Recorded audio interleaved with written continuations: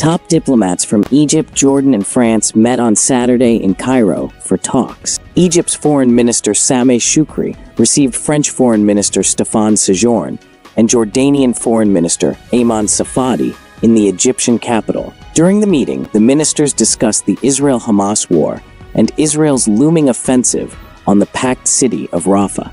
We joined with the Jordanian and French sides in warning against the consequences of undertaking such an operation in light of the city's overcrowding with more than 1.5 million displaced people, Shoukry told reporters in a joint briefing following the discussions. Israel has promised to launch an offensive of Rafah, saying the city on the border with Egypt is the last remaining Hamas stronghold in the Gaza Strip.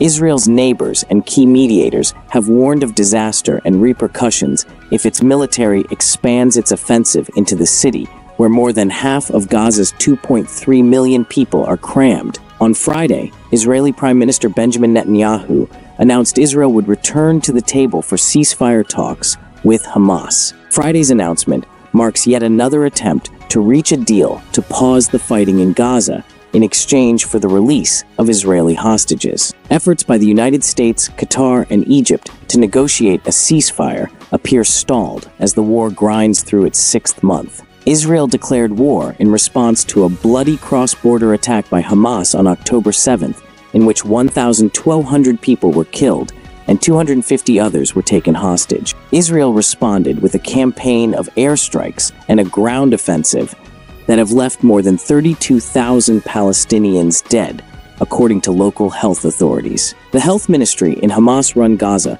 does not differentiate between civilians and combatants, but say roughly 2/3 of the dead are women, children, and teens. Israel says over 1/3 of the dead are militants, though it has not provided evidence to support the claim, and it blames Hamas for civilian casualties because the group operates in residential areas.